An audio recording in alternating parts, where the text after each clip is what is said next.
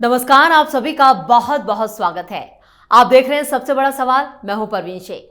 दिल्ली में चुनावों ने दस्तक दे दी है। चुनाव आते ही केजरीवाल को कानून व्यवस्था याद आ गई। इस नौटंकी में सीएम आतिशी भी एक्शन में है। वो पीड़ित परिवारों से मुलाकात कर रही हैं और दिल्ली की कानून व्यवस्था को कोस रही हैं। दरअसल आम आदमी पार्टी में भगदड़ मची है, जिस पर से ध्यान हटाने के लिए केजरीवाल अमित शाह पर निशाना साध रहे हैं। उन्होंने शाह पर हमला बोलते हुए कहा है, दिल्ली में दो सरकारें एक साथ चलती हैं। 10 साल पहले लोगों ने दिल्ली में हमारी सरकार चुनी। हमने स्कूल, अस्पताल, बिजली सब ठीक किया। लोगों ने भाजपा की केंद्र सरकार को एक जिम्मेदारी दी थी, कानून व्यवस्था और लोगों को सुरक्षा देना। वो जिम्मेदारी केंद्र सरकार और गृह मंत्री की है, जिसमें वो बुरी तरह से विफल हैं। आज उन्होंने दिल्ली की हालत खराब कर दी है। ऐसे में सवाल उठता है, क्यों केजरीवाल को 10 साल बाद कानून व्यवस्था की याद आई है? क्यों केजरीवाल एंड पार्टी नई नौटंकी कर रही है? इसी पर चर्चा के लिए स्टूडियो मौजूद हैं कैपिटल टीवी के executive editor Rajiv Kumar. Sir, आपका बहुत बहुत स्वागत। धन्यवाद। चुनाव आए नहीं और केजरीवाल को कानून व्यवस्था, क्या एक नया नैरेटिव सेट करने की कोशिश कर रहे हैं? देखिए, ये नैरेटिव सेट करने की कोशिश इसकी विफल ही रहती है, क्योंकि जिस मुद्दे को अरविंद केजरीवाल ने उठाया है वो दिल्ली की जनता पहले से ही जानती है। ये दिल्ली की पुलिस हिंदुस्तान की सबसे बेहतर और फास्ट पुलिस में गिनती आती है इसकी। जो दिल्ली में व्यवस्था है वो व्यवस्था अपने अपने राज्यों में लागू करने के लिए तरसते हैं। जितने स्टेट गवर्नमेंट है दिल्ली के अंदर ही और एनसीआर में, यानी कि दिल्ली से बॉर्डर से आगे बढ़ते हुए रीजन तो एक ही है, नेशनल कैपिटल रीजन।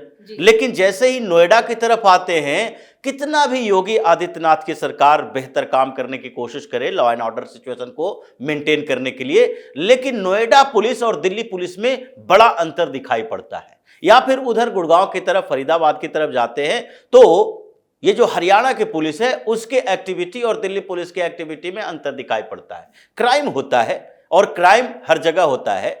क्राइम को जिस तरीके से डील किया जाना हो, तेजी से कार्रवाई करनी हो, गिरफ्तारी करनी हो, अगर पुलिस उस व्यवस्था में नाकाम रह रही है तो अरविंद केजरीवाल इसका सवाल उठा सकते हैं। लेकिन दिल्ली के लोगों को पता है 100 नंबर डायल करो, कितने जल्दी पुलिस आ जाती है। जिस तरीके से पिज्जा डिलीवरी का टाइम है, पुलिस भी उतने समय में आ जाती है। पुलिस में इन चीजों में दिक्कत नहीं है। नाइट पेट्रोलिंग होता है, बाइक वाली पुलिस है, सर्विसेज है, नए नए व्यवस्था किए जा रहे हैं, ट्रांसफॉर्म किया जा रहा है। और चाहे इंटरनेट से जोड़ने के लिए हो या ऑनलाइन कंप्लेन पर सुनवाई हो, हर तरह की व्यवस्था तो की जा रही है। इसलिए लोगों को यह नहीं लगता कि दिल्ली में लॉ एंड ऑर्डर की सिचुएशन बड़ा खराब है। इतना बड़ी राजधानी का क्षेत्र और वहां पर अगर कुछ चोरी हो गई, किसी ने चाकू मार दिया, अब हर व्यक्ति की सुरक्षा के लिए एक एक पुलिस वाला तैनात नहीं हो सकता। लेकिन यह सिचुएशन ऐसी नहीं है जिससे लोगों के अंदर भय या डर पैदा हो जाए। रात को भी 12 बजे लोग यहां पर घूमते हैं, जाते हैं, आते हैं। डर का माहौल नहीं है जो अरविंद केजरीवाल दिखाना चाहता है कि जैसे डरे हुए हैं लोग, यहां ताला लगा के अगर बाहर निकल रहे हैं तो डर रहे हैं कि देखो भाई घर में चोरी हो जाएगी, डकैती हो जाएगी, कोई आ जाएगा। रात के सोने के पहले चेक कर रहे हैं लॉक को। यह स्थिति नहीं है। दिल्ली पुलिस ने बेहतर काम किए हैं और अरविंद केजरीवाल को इस बात के लिए अप्रिशिएट करना चाहिए। लेकिन ये 2013 से ये दिल्ली पुलिस इन लोगों को सुरक्षा प्रदान कर दी। नहीं तो अरविंद केजरीवाल दौड़ दौड़ के जाता था और पोल पे चढ़ के बिजली के तार काट रहे हैं। उसी समय ये दिल्ली पुलिस को इन लोगों को बता देना चाहिए कि पुलिस आखिरकार कर क्या सकती है। लेकिन ये पॉलिटिकल मुद्दे, इसलिए पुलिस ने भी अपने थोड़े से रहम दिखाया इन लोगों के खिलाफ। लेकिन अब केजरीवाल की समस्या ये नहीं है। समस्या ये है कि पार्टी में जो इनके जो नेता हैं या बगावत है, उससे ध्यान भटकाने की कोशिश। देखिए, बेसिकली समस्या पार्टी के नेता नहीं, नेतृत्व और दिल्ली के लोगों को, चाहे वो जो पहले से भ्रम चल रहा था उसका टूटना है। जिस तरीके से अरविंद केजरीवाल बैकफुट पर आया, जो भी पार्टी है, किसी भी पार्टी में, बड़े पार्टी हो, छोटी पार्टी हो, रीजनल पार्टी हो या नेशनल पार्टी हो, हर पार्टी में अगर नेतृत्व मजबूत है और वो चुनाव जिताने में 50% से ज्यादा भूमिका रखता हो किसी नेता के लिए, जो विधानसभा चुनाव लड़ रहा, लोकसभा चुनाव लड़ रहा है, उसके अगर टिकट दी जाती है किसी को तो उसकी भी अपनी भूमिका होती है। ऐसा नहीं कह सकते कि किसी को सड़क से उठाकर टिकट दे दो और उसे जिता दो, ऐसी स्थिति नहीं हो सकती है। लेकिन जब नेता के नेतृत्व की भूमिका हो और लोग उस पार्टी को पूरी तरीके से ये मानते हो कि ये पार्टी हमारे लिए कुछ कर सकती है, उस समय अगर किसी नीचे वाले नेता को, विधानसभा के टिकट वाले नेता हो या फिर जीते हुआ विधायक हो, किसी को अगर शीर्ष नेतृत्व की तरह से फटकार, गालियां भी पड़ जाए तो वो पार्टी छोड़कर नहीं जाता। लेकिन जब उसको ग्राउंड से पता चलने लगता है कि अब इसकी स्थिति खराब है और हमारा जो शीर्ष नेतृत्व है वो सिर्फ डिक्टेट तो कर रहा है, लेकिन उस डिक्टेशन में ये नहीं शामिल है कि हम आपके लिए कुछ बड़ी भूमिका निभा सकते हैं। केजरीवाल के साथ ऐसा ही हो गया है। पिछले 3-4 महीनों से क्या हो रहा है, अभी 3-4 दिन से केजरीवाल की पार्टी के कुछ लोग छोड़कर जा रहे हैं और जो बचे हुए हैं उसमें अपने इज्जत बचाने के लिए क्या कर रहे हैं, संन्यास लेने की घोषणा कर रहे हैं। दिलीप पांडे की बात है। दिलीप पांडे अरविंद केजरीवाल का बड़ा करीबी व्यक्ति है। ये नहीं है कि दूर दराज से, ये उस गुट का हिस्सा है। जैसे दुर्गेश पाठक हो, दिलीप पांडे हो, ये आतिशी हो या मनीष सिसोदिया हो या फिर सौरभ भारद्वाज हो और ऐसे जो आर पास के नेता है, ये सारे के सारे एक ही गुट के नेता हैं। ये बड़ा करीबी लोग हैं। और दिलीप पांडे को यहां पहली बार टिकट नहीं दिया था। जब ये चुनाव लड़ रहे थे 2014 में, तो उस समय विधानसभा के चुनाव में दिलीप पांडे को टिकट नहीं मिला, आतिशी को टिकट नहीं मिला। क्यों नहीं मिला? ऐसा नहीं है कि अरविंद केजरीवाल चाहता नहीं था कि दुर्गेश पाठक को या फिर ये दिलीप पांडे को या फिर आतिशी मालेना को टिकट नहीं दिया जाना चाहिए। ये जानता था कि ये लोग ऐसे लीडर नहीं है जिसको चुनावी मैदान में खड़ा कर दो और किसी क्षेत्र विशेष में जीत कर आ जाए। इसलिए 2014 के चुनाव में वेट किया गया, इंतजार किया गया कि पार्टी का पोजीशन क्या है। और फिर 2015 का चुनाव जो हुआ, फुल फ्लेज जो इनकी सरकार बनी, तो उस चुनाव के बाद क्या हुआ कि उस चुनाव में इन लोगों ने देखा कि कौन कौन सा सीट है जो आम आदमी पार्टी के लिए बेहतर सुरक्षा वाला है, सुरक्षित सीट है, जहां से जीता जा सकता है। तो ये जो कुछ सीट आइडेंटिफाई किया इन लोगों ने, उसमें केजरीवाल ने अपने नजदीकी लोगों को सेट किया। उसमें दिलीप पांडे भी था, उसमें दुर्गेश पाठक था, और दुर्गेश पाठक से पहले कौन, यही राघव चड्ढा। ये राजेंद्र नगर विधानसभा, जहां से पहले विजेंद्र गुप्ता चुनाव लड़ा करते थे, एक बार जीत कर आए, दूसरी बार टिकट नहीं मिली, थोड़ा बगावती स्वर अपनाने लगा। और इन लोगों को हम जानते हैं इस बात के लिए कि वो अगली बार चुनाव लड़ने की तैयारी कर रहे थे, लेकिन वो क्षेत्र, वो लगा कि पंजाबियों का क्षेत्र है, वो थोड़ा एलिट क्लास के भी रहते हैं न्यू राजेंद्र नगर की तरफ, तो विजेंद्र गुप्ता को हटाओ, अब यहां एक अपना व्यक्ति सेट करो। तो कौन मिला? राघव चड्ढा। वहां से चुनाव लड़वाया गया 2020 में। आतिशी मरलेना को 2020 में लड़ाया गया, दिलीप पांडे को 2020 में लड़ाया गया। अगर इतने भरोसा था इन लोगों के ऊपर तो पहले चुनाव लड़वा लेते 2015 के चुनाव में जी। अगर उससे पहले आप नहीं लड़वा सकते थे, क्योंकि नई नई पार्टी बनी थी, 49 दिन की सरकार के बाद की बात कर रहे हैं, जब दूसरी बार फुल फ्लेज चुनाव हुआ तो उस समय नहीं लड़वाया, क्योंकि इन लोगों के ग्राउंड में औकात नहीं है। और जब 2015 के बाद इन लोगों ने एक नैरेटिव सेट कर लिया, बिजली पानी मुफ्त की व्यवस्थाएं, फ्री बीज, और लोग मोहित हो गए इनके जादू से, तो 2020 में सोचा जिसको ले दो, अपने नजदीकी लोगों को सेट करो। जब राघव चड्ढा के लिए मौका मिला कि राज्यसभा जाना है पंजाब से, वहां हटाया, और उपचुनाव में फिर दुर्गेश पाठक को सेट कर दिया। दुर्गेश पाठक तो कारपोरेटर का चुनाव भी नहीं लड़ा था, ये संगठन के लोग हैं, ये गोवा में जाकर प्रचार अभियान संभालेंगे, पंजाब में जाकर दिल्ली एमसीडी का चुनाव, ये दिल्ली का प्रभारी हुआ करता था। तो ये सारे जो लोग हैं वो वैसे लोग हैं जिसको ग्राउंड में कोई नहीं पहचानता। और अभी स्थिति क्या हो गई है, अब ऐसे लोगों की जरूरत है जो अपने बदौलत जीत की संभावना टटोल सके। तो दिलीप पांडे आउट, रामनिवास गोयल आउट, ये लोग संन्यास ले रहे हैं। भाई रामनिवास गोयल ने तो कहा कि तो भाई देखो हम बुजुर्ग हो चुके हैं, 73 साल के बुजुर्ग, विधानसभा में स्पीकर की भूमिका में वो बुजुर्ग नहीं थे। जब ये इतनी बड़ी कोठी लेकर बैठे हैं गोयल, तो उस समय बुजुर्ग नहीं थे। जब चुनाव लड़ने की बात आई तो बुजुर्ग हो गए। दिल्ली विधानसभा में जो चुनाव होते हैं, इसमें कोई भी विधानसभा सीट ऐसी नहीं है, ये उत्तर प्रदेश या बिहार का चुनाव नहीं है जहां पर एक दिन में 2-3 गांव जाते जाते आप थक जाएंगे।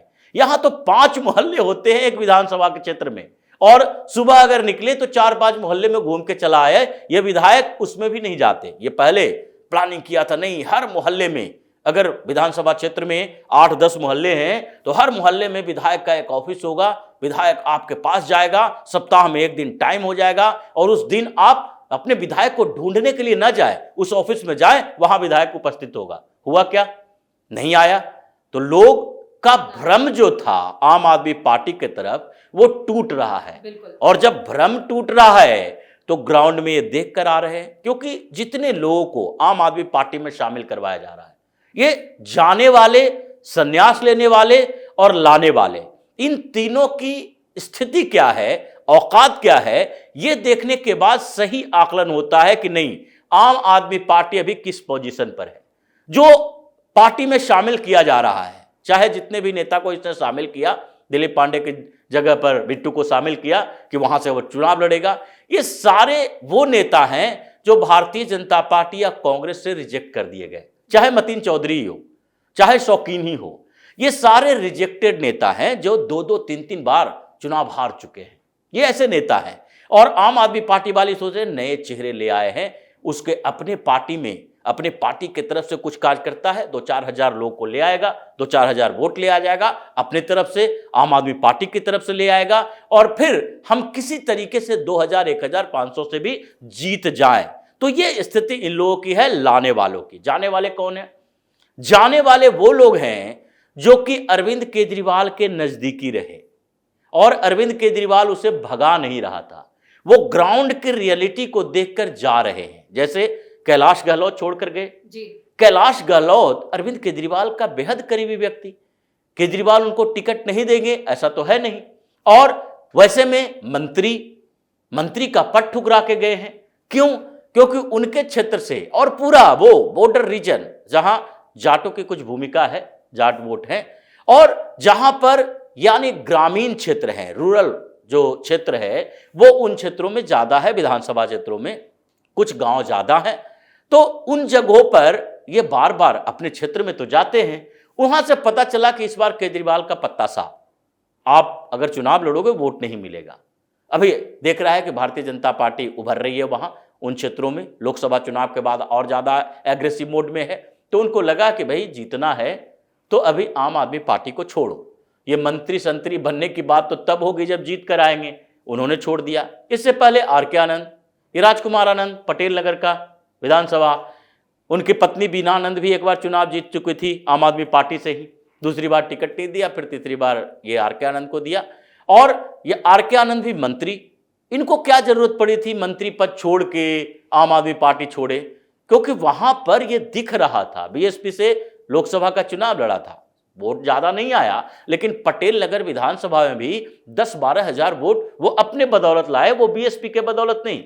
तो ये लोग छोड़कर इसलिए जा रहे हैं, ये दोनों भारतीय जनता पार्टी में भी हैं। और ऐसे कई नेता आम आदमी पार्टी के हैं जिनको लगने लगा है कि ग्राउंड में अब हमारे प्रतिकूल स्थितियां हैं, या तो वो पार्टी छोड़ रहे हैं, या तो जो अरविंद केजरीवाल का करीबी है और जिसको दूसरी पार्टी में कोई औकात नहीं है। दिलीप पांडे ये बोलता है पूर्वांचली लीडर, पूर्वांचली लीडर। ये पूर्वांचल के कितने लोग इसको पहचानते हैं? ये कोई ऐसा लीडर है ही नहीं। ये लोग फर्जी लोग हैं जो अपने आधार पर कहेगा नहीं हम सिंगापुर में 10 लाख की नौकरी छोड़कर आ गए थे। और नौकरी छोड़कर क्या आए थे? नौकरी से निकाले गए थे। छोटे मोटे सॉफ्टवेयर इंजीनियर रहेगा, वो भी कहेगा कि हम किसी कंपनी के सीईओ ही थे। ये आम आदमी पार्टी का फर्जी प्रोपेगेंडा है कि सब लोगों को बताओ कि ये बड़ी नौकरी छोड़कर आए थे केजरीवाल की तरह, कि केजरीवाल ये आईआरएस के नौकरी छोड़कर आ गए। अरे नौकरी छोड़कर आके तुमने किया क्या? नौकरी छोड़कर आके सीएम बने। तो कोई भी व्यक्ति चाहे एक पियून की नौकरी करता हो और उसको लग रहा है कि हम मैनेजर बन जाएंगे तो पियून की नौकरी छोड़ेगा। तुम तो पूरी तरह से पहले से तैयारी करके बैठे थे कि हमको पॉलिटिक्स में जाना है और पॉलिटिक्स में जाने के लिए ये रास्ता है। ये शातिरता है, ये चालाकी है, ये समझदारी है। और उस समझदारी से आपने 10 साल दिल्ली पर शासन किया और अब समय गुजर चुका है। इसलिए केजरीवाल की ये नौटंकी, ये पैतरे, लॉ एंड ऑर्डर के सिचुएशन क्रिएट करने की बात, ये बार बार अमित शाह, मोदी, इन लोगों को टारगेट करना कोई काम नहीं आने वाला। यहां पर इस बार सत्ता फिसल चुकी है अरविंद केजरीवाल के हाथों से। इस तमाम जानकारी के लिए और सटीक विश्लेषण के लिए आपका बहुत बहुत धन्यवाद। धन्यवाद। दिल्ली विधानसभा चुनाव की सियासी पिच पर केजरीवाल ने इस बार नई रणनीति के साथ दिल्ली की सत्ता फतह करने की ये रणनीति जरूर बनाई है, जिसमें मुफ्त बिजली, पानी और शिक्षा के बजाय दिल्ली की सुरक्षा के मुद्दे पर नैरेटिव सेट करना शुरू कर दिया। आंकड़ों के जरिए केजरीवाल ये बताने में जुटे हैं कि दिल्ली अब महिलाओं, बच्चों और सीनियर लोगों के लिए सुरक्षित नहीं है, लेकिन इस मुद्दे पर वो खुद फंसते हुए नजर आ रहे हैं क्योंकि उनकी पार्टी में ही भगदड़ मची है। और इस खास शो में इतना ही। वीडियो कैसा लगा कमेंट करके अपनी राय जरूर दें। वीडियो को लाइक करें, शेयर करें और कैपिटल टीवी को सब्सक्राइब जरूर करें। धन्यवाद।